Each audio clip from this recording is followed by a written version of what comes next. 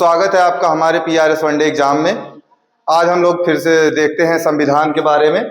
तो उस दिन हम लोगों ने पढ़ा था कि संविधान में 22 चैप्टर हैं और 22 चैप्टर का मतलब है भाग, 22 भाग है और 395 अनुच्छेद। इसमें हम लोग देखते हैं आज पहला चैप्टर संघ और राज्य क्षेत्र। इसमें पहले अनुच्छेद में बताया गया है कि भारत जो है वो राज्यों का संघ है। इसका मतलब ये है कि भारत में कोई भी राज्य आ तो सकता है अपनी मर्जी से, लेकिन निकल नहीं सकता यहां से। तो और यह भी बताया गया है कि भारत अर्थात इंडिया जो कि राज्यों का संघ है, यह अनुच्छेद 1 में बताया गया है। अब हम लोग देखते हैं अनुच्छेद नंबर 2। इसमें बताया गया है कि बाहरी या विदेशी राज्य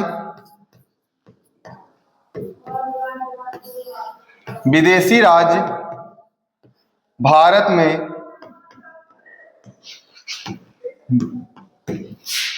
मिल सकते हैं। अर्थात जैसे हम लोग देखते हैं, जैसे सिक्किम क्या था, हमारे देश में पहले से नहीं था, लेकिन 1975 में इसको इसी के द्वारा 1975 में सिक्किम को भारत में जोड़ा गया। अब आगे हम लोग देखते हैं अनुच्छेद 3। अनुच्छेद 3 में यह बताया गया है कि भारत के राज्यों की क्या क्या सीमाएं होंगी और किस आधार पर राज्यों का वर्गीकरण किया गया है। ये सारी बातें हम लोग अनुच्छेद 3 में देखते हैं। अनुच्छेद 3 में सीमाओं के बारे में, सीमाओं राज्य की सीमाओं और राज्य के क्षेत्रों के बारे में बताया गया है कि कौन सा राज्य। अब जैसे मान लीजिए उत्तर प्रदेश है, तो उत्तर प्रदेश का क्या है, पूरा का पूरा इसमें इंट्रोडक्शन दिया गया है कि ये इतना लंबा है, इतना चौड़ा है, इतना ऊपर से, इतना नीचे से, इसमें ये जिले आते हैं जिनका क्षेत्रफल इतना है। ये अनुच्छेद 3 में बताया गया है। और आगे हम लोग इसी में देखते हैं तो अनुच्छेद 3 के बारे में, इसमें क्या है, केंद्र शासित प्रदेश से लेकर के राज्यों तक का सारे सीमाओं के बारे में इसमें बताया गया है। खासकर इसमें सीमाओं के बारे में बताया गया है। अब हम लोग देखते हैं अनुच्छेद 4 के बारे में। तो अनुच्छेद जो 4 है, इसको 368 हमारे संविधान का बहुत ही महत्वपूर्ण अनुच्छेद है, जिससे हम लोग संविधान संशोधन करते हैं। संविधान में आई हुई कमियों को दूर करने का यही एकमात्र तरीका है जिससे हम लोग संविधान में बदलाव करते हैं। लेकिन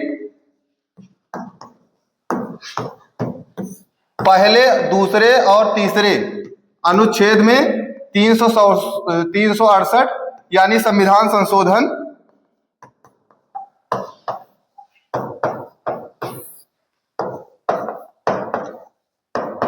मान्य नहीं किया जाएगा, मतलब इसको नहीं माना जाएगा। यहां पर 368 से संविधान में संशोधन किए जाते हैं, आमूलचूल परिवर्तन किया जाता है। और हम लोग यहां देखते हैं कि जो अनुच्छेद 4 है, जो या कोई राज्य आकर के उसकी सीमाओं के बारे में बताता है, या और उसके नए जो राज्य भारत में आ जाके मिलते हैं उनके बारे में ये कोई परिवर्तन यहां से नहीं किया जा सकता। अब हम लोग आते हैं, ये था हमारा पहला चैप्टर, जो कि भारत क्या है, राज्यों का संघ है।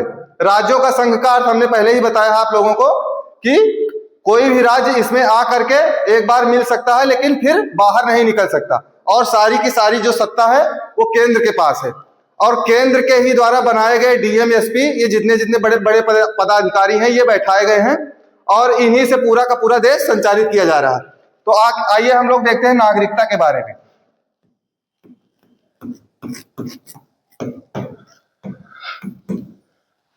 ये हमारा चैप्टर 2 है।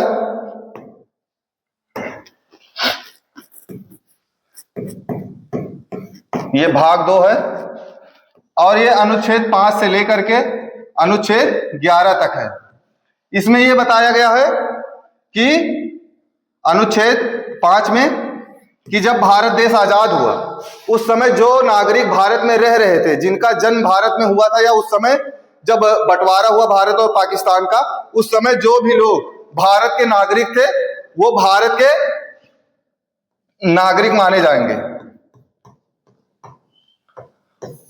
और हम लोग देखते हैं कि भारत में कैसी नागरिकता है, तो भारत में एकल नागरिकता है, एक ही नागरिकता है जो कि केंद्र के द्वारा हमारी प्रमाणित होती है। जैसे बहुत सारे देश हैं जिसमें दो प्रकार की नागरिकताएं दी जाती है, एक केंद्र सरकार के द्वारा, एक राज्य सरकार के द्वारा, लेकिन हमें भारत में ऐसा कुछ देखने को नहीं मिलता।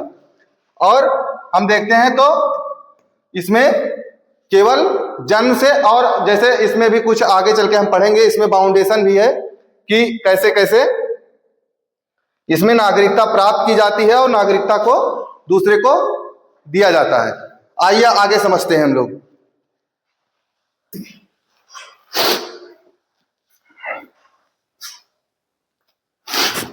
अनुच्छेद 6 के बारे में पढ़ते हैं। इसमें बताया गया है कि पाकिस्तान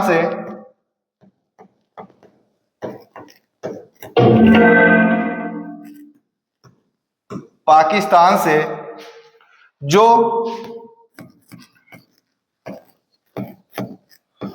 जो उस समय वापस चले आए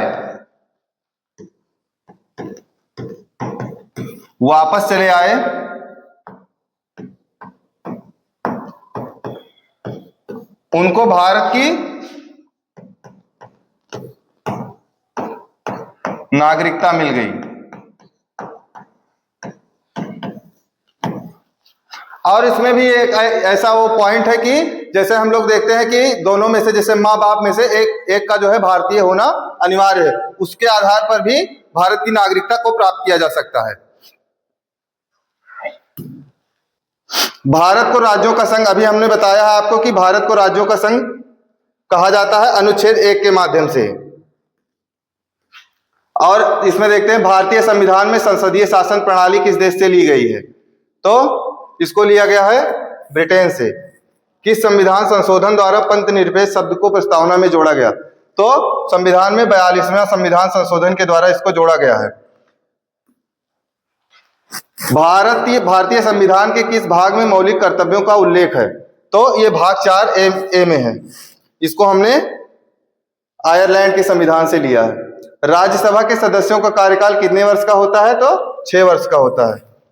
फिर आगे हम लोग देखते हैं भारतीय संविधान का हृदय और आत्मा किस अनुच्छेद को कहा गया है, तो अनुच्छेद 32 को भारत के संविधान का हृदय और आत्मा कहा गया है।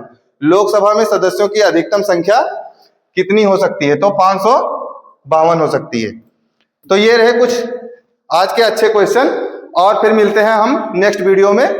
तो पढ़ते रहिए और चैनल को शेयर भी करते रहिए। धन्यवाद।